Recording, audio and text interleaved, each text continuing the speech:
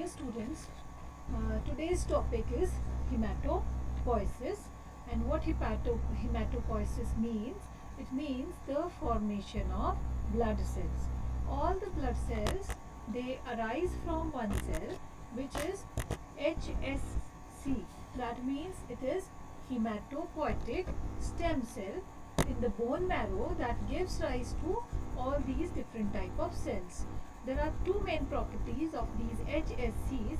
One, that these differentiate into other type of cells. These are pluripotent. And second, they are self-renewing entities and they maintain their population level by cell division. In case of humans, we talk about with regard to development. In case of humans, the formation and development of RBCs and WBCs, it basically begins in the embryonic yolk sac. And within the embryo, that means that happens during first weeks, early weeks of development, where yolk sac stem cells are formed in this region, which is aorta gonad mesonephros. Here you can see it is AGM, aorta nephros AGM, and aorta nephros AGM is also called as para-aortic splanchnoplure. This is the first site where yolk sac stem cells HSC they develop, and then they differentiate into primitive type of erythroid cell. The primitive type of erythroid cells are large erythroblasts which have fetal HV during the first wave, and when during the second wave the erythroblast size is smaller, and these also contain embryonic hemoglobin. And during third month of gestation, these hemopoietic stem cells they migrate to fetal liver or to the fetal and to the fetal spleen. Means fetal liver and fetal spleen, these two organs of embryo, they play major role from third month of pregnancy to 7 month of pregnancy. And after that, the differentiation of HSC is taken over by the bone marrow. It starts here in the bone marrow, and by birth, little or no hemopoiesis in the liver or spleen that takes place. Each specialized HSC, each blood cell is formed of HSC, that is hemoglobin stem cell, and it is a multipotent cell, and it gives rise to different type of cells such as granulocytes. These are the granulocytes, and then erythrocytes, monocytes, and mast cells, and whereas mast cells, lymphocytes, megakaryocytes, etc. So it is pluripotent. And stem cells, although the number of stem cells it is quite few, normally less than 1 HSC per 5 into 10 raised to power 4 cells is present in the bone marrow. The study of hemopoietic stem cell, it is quite difficult due to number one, its scarcity, and it is also tough to grow them in vitro.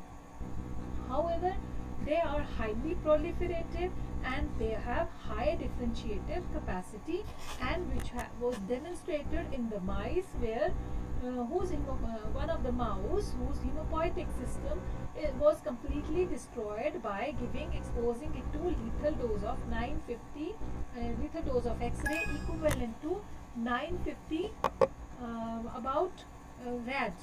And normal mouse, it has 3 into 10 raised to power normal mouse has 3 into 10 raised to power 8 bone marrow cells. So while the infusion of 10 raised to 1 into 10 raised to power 3 partly enriched cell means that having HSC and some of the progenitor cells that was injected into the mouse, and that restored its hemopoietic system, and hemopoiesis was restored, and the mouse it survived. So this clearly tells us that how highly proliferative it is. The hemopoietic system HSC are highly proliferative and they have high differentiative capacity. So now we look at how these how HSC they differentiate along different pathways. Hemopoietic stem cells, they differentiate along mainly two pathways. One of the two pathways, that is myeloid progenitor or lymphoid progenitor cells, and this is controlled by microenvironment of a particular stem cell or the progenitor cell, and that would decide whether it has to develop into along the myeloid lineage, or it has to develop along the lymphoid lineage. So stem cell differentiates into once it differentiates here into takes over to it follows this pathway. It no longer has the capacity to renew. Now it is committed fully, dedicated fully to a particular cell lineage, and either it would be forming myeloid progenitor or it would be forming the lymphoid progenitor. And myeloid and lymphoid progenitor respectively, they would be developing into, let's say, dendritic cell or to granulocyte monocyte progenitor, basophil progenitor, and megakaryocyte progenitor and erythrocyte progenitor, which will respectively be given rise to, such as granulocyte monocyte progenitor will be giving rise to monocyte and neutrophil. And that would also depend upon its microenvironment, whether it has to develop into a neutrophil, or it has to develop into a monocyte. And monocyte will give rise to a macrophage, and that would also be controlled again by a microenvironment around it. Similarly, basophil progenitor is developing into basophil. Megakaryocyte is by fragmentation, it gives rise to the platelets, and similarly erythrocyte, it would be forming the erythrocyte. Progenitor cell would be forming erythrocyte. If it develops into lymphoid progenitor, it will give rise to natural killer cell or T cell progenitor and B cell progenitor. T cell progenitor develops either into T helper or T cytotoxic cell, and B cell gives rise to B cell. And also this lymphoid progenitor also gives rise to dendritic cell. So these develop, they single HSC is giving rise to a number of cells, and these develop in response to a particular growth factor and cytokines. Once RBCs and WBCs they are formed, they pass into bone marrow channels, and finally they find their way into the circulation of blood. These hemopoietic cells, they are living in the vicinity, develop in the vicinity of stromal cells, in a meshwork of stromal cells, which are non-hemopoietic within the bone marrow. And what are these non-hemophilic hemopoietic cells? These are fat cells, endothelial cells, fibroblasts, macrophages. All these, they provide hemopoietic inducing microenvironment that influences the differentiation of HSC. So these hemopoietic growth factors,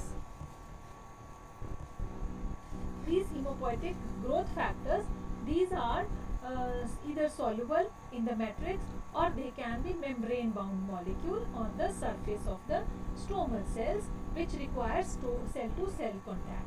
And these growth factors, they are identified by their ability to form hemopoietic cell colonies, hence they are called as colony stimulating factors. One such example of this is erythropoietin, which is erythrocytic colony stimulating progenitor colony stimulating CSF.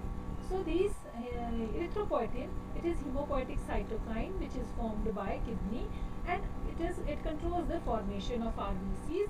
An example I can give you: if the person has lower number of RBCs due to, let's say, certain injury or certain other conditions, physiological condition, then erythropoietin is released by the kidney, and that promotes the RBC formation by providing it behaves as a colony stimulating factor for erythrocyte forming cells, progenitor cells. Furthermore, hemopoiesis is regulated at gene level, and hemopoietic hemostasis is also controlled by number of factors. Means one has to have hemopoiesis also has to have a kind of homeostasis, stability, steady state, which is accompanied by different factors such as control of level and types of cytokines produced by the stromal cells. Second, production of, example was erythropoietin, production of cytokines with hemopoietic activity by other type of cells such as activated T cells or macrophages.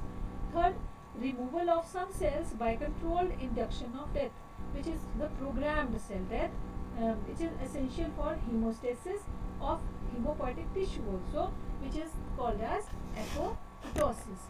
Now, here you can see that hemopoiesis can be studied in vitro, and here the CSF I was talking about, this name comes from here by cell culture systems that support the growth of differentiation of lymphoid and myeloid cells, in such as they are being cultured in semi-solid agar, and bone marrow cells have been added, and there are adherent layer of stromal cells, and we can see the colonies proliferating of bone marrow cells. So there are certain factors which are released by these stromal cells which promote the formation of these colonies, and these are called as CSF.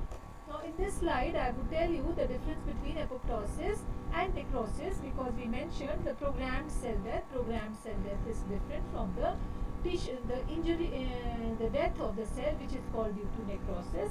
Such as if we know that there is a fixed lifespan of RBCs of 120 days, so they have to die, their destiny is to die after 120 days. So how that would happen? This is through apoptosis, and in apoptosis the cell, it shrinks, chromatin matter compacts, and it segregates. There is condensation of cytoplasm. In contrast to that, there is chromatin clumping.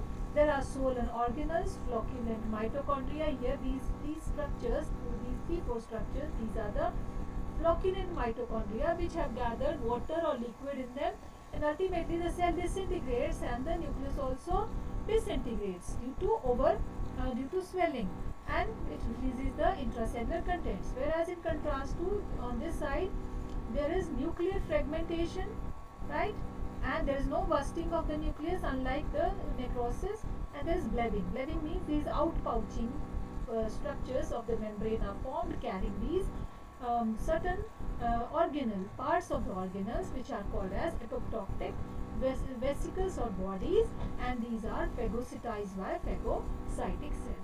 So that is all for now. So I must